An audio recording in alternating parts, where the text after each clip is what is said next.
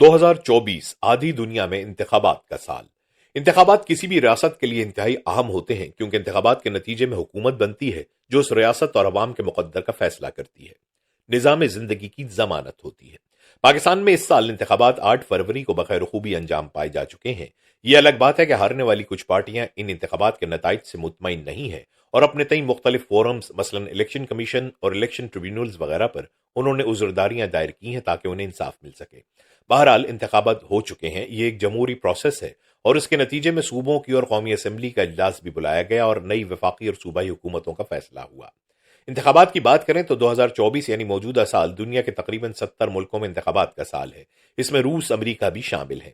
یہ دونوں ملک بڑی سپر پاورز ہیں اور پوری دنیا کی نظریں ان پر لگی ہوئی ہیں۔ امریکی جریدے کی ایک تحقیقاتی رپورٹ کے مطابق سال 2024 میں ریکارڈ 64 ممالک میں انتخابات ہوں گے اور تقریباً دنیا کی نصف آبادی حق رائے دہی کا استعمال کرے گی۔ سال 2024 میں جن 64 ممالک میں انتخابات ہونے تھے، اس میں سے 10 ممالک میں 8 فروری تک انتخابات کا انعقاد ہو گیا۔ اسلامی ملک آذربائیجان کے عوام نے 7 فروری کو نیا صدر منتخب کرنے کے لیے حق رائے دہی کا استعمال کیا۔ بنگلہ دیش میں 7 جنوری کو انتخابات ہوئے تھے۔ انڈونیشیا میں انتخابات چند ہفتے قبل یعنی 14 فروری کو ہوئے۔ اسی طرح پرتگال میں 4 فروری، کوسٹاریکا میں بھی 4 فروری، جبکہ ایل سالواڈور میں انتخابات کا پہلا مرحلہ بھی 4 فروری کو ہوا اور وہاں دوسرا اور حتمی مرحلہ مارچ کے آغاز میں ہوگا۔ بھوٹان میں بھی 9 جنوری کو قومی اسمبلی کے انتخابات ہوئے تھے، جبکہ تائیوان میں بھی 13 جنوری کو عوام نے ووٹ کا استعمال کیا۔ اب دیگر 53 ممالک کے عوام ووٹ کا حق استعمال کریں گے۔ آئندہ چند ہفتوں میں بھارت میں بھی ریاستی اور راجیہ سبھا کے انتخابات ہوں گے، جبکہ ترکی سمیت دیگر ممالک میں بھی رواں برس انتخابات کا انعقاد ہوگا۔ نومبر میں امریکہ میں بھی صدارتی انتخابات ہوں گے، جبکہ برطانیہ سمیت یورپین یونین پارلیمنٹ کے انتخابات بھی رواں سال ہی ہوں گے۔ اسی طرح روس، اسپین، آسٹریلیا، سری لنکا، شمالی کوریا، مالدیپ، کمبوڈیا، تیونس، الجزائر، روانڈا اور سینیگال وغیرہ میں مارچ سے لے کر 31 دسمبر 2024 تک انتخابات ہوں گے، جن کی تعداد 53 ممالک ہے۔ بنگلہ دیش میں جنوری میں انتخابات ہو چکے ہیں۔ بھارت میں اس سال انتخابات ہونے والے ہیں اور جس میں مودی کی حکومت کیا نتائج دکھائے گی، یہ بڑا اہم نقطہ ہے، کیونکہ بھارت دنیا کی تیسری اقتصادی قوت ہے اور دنیا کی بہت بڑی آبادی والا یہ ملک سب کی دلچسپی کا باعث ہوتا ہے۔ جائزہ لیتے ہیں کہ اور کون کون سے ممالک ہیں جن میں انتخابات ہونے جا رہے ہیں اور امریکہ کے انتخابات کی کیا صورتحال ہے، وہاں پہ کون کون سے امیدوار ہوں گے۔ اسی طرح روس کے الیکشن جو صدارتی الیکشن ہیں، ان کا جائزہ بھی دلچسپی سے خالی نہ ہوگا۔ اگر امریکہ کی بات کریں تو موجودہ صدر جو بائیڈن نے دوسری مدت کے لیے 2024 کے صدارتی انتخاب میں حصہ لینے کا اعلان کر دیا ہے۔ اس سے قبل وہ 3 بار صدارتی دوڑ کا حصہ بنے اور 2020 میں امریکہ کے 40ویں صدر منتخب ہوئے۔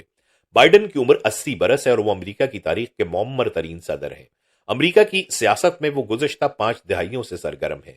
وہ سینیٹر اور پھر 8 سال تک سابق صدر باراک اوباما کے ساتھ بطور نائب صدر کام کر چکے ہیں۔ سال 2024 کے صدارتی انتخاب کے لیے سابق صدر ڈونلڈ ٹرمپ اور نکی ہیلی سمیت کئی اہم امیدوار ریپبلکن پارٹی کے ٹکٹ کے امیدوار ہیں، جن میں سے پرائمری میں کامیاب ہونے والا امیدوار 2024 کے انتخاب میں صدر بائیڈن کا مقابلہ کرے گا۔ ٹرمپ نے نومبر 2022 میں صدارتی الیکشن میں حصہ لینے کا اعلان کر دیا تھا۔ 76 سالہ ڈونلڈ ٹرمپ 2016 میں ڈیموکریٹک پارٹی کی صدارتی امیدوار ہیلری کلنٹن کو شکست دینے کے بعد امریکہ کے صدر بنے تھے، جس کے بعد 2020 کے صدارتی انتخاب میں انہیں ڈیموکریٹک پارٹی کے جو بائیڈن سے شکست ہوئی تھی۔ ڈونلڈ ٹرمپ کا سیاسی کیریئر کئی تنازعات کا شکار رہا ہے۔ حال ہی میں پورن اسٹار اسٹارمی ڈینیلز کو اپنے ساتھ مراسم پر خاموش رہنے کے لیے مبینہ طور پر رقم کی ادائیگی کے معاملے میں ٹرمپ پر نیو یارک کی ایک عدالت سے فرد جرم عائد ہو چکی ہے۔ وہ پہلے سابق امریکی صدر ہیں جنہیں فوجداری فرد جرم کا سامنا کرنا پڑا ہے۔ اس سے قبل انہیں 2020 کے صدارتی انتخاب کے نتائج میں رکاوٹ ڈالنے کے الزامات کا بھی سامنا ہے۔ خبر رساں ادارے رائٹرز کے مطابق فرد جرم عائد ہونے کے بعد بھی رائے عامہ کے جائزوں میں ٹرمپ کی پوزیشن مستحکم ہے اور ان کے حامیوں کی بڑی تعداد ان کے ساتھ کھڑی ہے۔ امریکی ریاست ساؤتھ کیرولائنا کے سابق گورنر اور صدر ڈونلڈ ٹرمپ کے دور میں اقوام متحدہ کے لیے امریکہ کی سفیر رہنے والی نکی ہیلی نے رواں برس فروری میں صدارتی الیکشن میں حصہ لینے کا اعلان کیا تھا۔ 51 سالہ نکی ہیلی بھارتی تارکین وطن والدین کی بیٹی ہیں۔ ایک اور امیدوار ریاست آرکنسا کے سابق گورنر ایسا ہچنسن کا تعلق ریپبلکن پارٹی سے ہے اور انہوں نے رواں ماہ صدارتی الیکشن میں حصہ لینے کا اعلان کیا ہے۔ 72 سالہ ایسا ہچنسن کا کہنا ہے کہ فرد جرم کی کارروائی کے بعد ڈونلڈ ٹرمپ کو صدارتی امیدوار بننے کے بجائے قانونی مسائل سے نمٹنا چاہیے۔ ایک امیدوار ووک راماسوامی ہے۔ بائیو ٹیکنالوجی کے شعبے میں سرمایہ کاری کرنے والے ووک راماسوامی نے فروری میں صدارتی دوڑ میں شامل ہونے کا اعلان کیا تھا۔ 37 साल रामास्वामी ने 2022 में कंपनियों पर समाजी और कॉर्पोरेट गवर्नेंस इनिशिएटिव से अलहदा होने के लिए दबाव डालने की खातिर एक फर्म की बुनियाद भी रखी थी। वो रिपब्लिकन पार्टी से नामजदगी हासिल करने के लिए मुहिम चला रहे हैं। अब जायजा लेते हैं डेमोक्रेटिक उम्मीदवार का। रॉबर्ट कैनेडी जूनियर भी सदारती इंतखाब में हिस्सा लेने का ऐलान कर चुके हैं। उनका ताल्लुक अमरीकी रियासत के मारूफ कैनेडी खानदान से है। वो अमरीका के साबिक सदर जॉन एफ कैनेडी के भतीजे और साबिक सेनेटर रॉबर्ट एफ कैनेडी के बेटे हैं। उनके चचा सदर कैनेडी 1961 में अपने दौरे सदारत में कत्ल हो गए थे और उनके वालिद को 1968 में इंतखाबी मुहिम के दौरान कत्ल कर दिया गया था। रॉबर्ट कैनेडी वैक्सीन के मुखालिफ हैं और कोरोना वबा के दौरान वैक्सीन से मुतालिक गलत मालूमात फैलाने की वजह से उन पर यूट्यूब और इंस्टाग्राम पर पाबंदी आयद कर दी गई थी। इसके अलावा सेल्फ हेल्प गुरु और मुसन्निफ मारियन विलियमसन ने भी दूसरी बार सदारती दौड़ में शामिल होने का ऐलान किया है। वो इससे कबल 2020 में डेमोक्रेटिक पार्टी के सदारती उम्मीदवार बनने की कोशिश कर चुकी हैं। इसके अलावा ऐसे कई नाम हैं जिन्होंने ताहाल अपने उम्मीदवार होने का ऐलान तो नहीं किया है, ताहम उनके बारे में ख्याल किया जा रहा है कि वो 2024 की सदारती इलेक्शन में रिपब्लिकन पार्टी के उम्मीदवार बनने की दौड़ में शामिल हो सकते हैं। इनमें फ्लोरिडा के गवर्नर रॉन डेसेंटिस शामिल हैं, जिन्हें सदर ट्रंप के बाद रिपब्लिकन पार्टी में सबसे मकबूल रहनुमा समझा जाता है।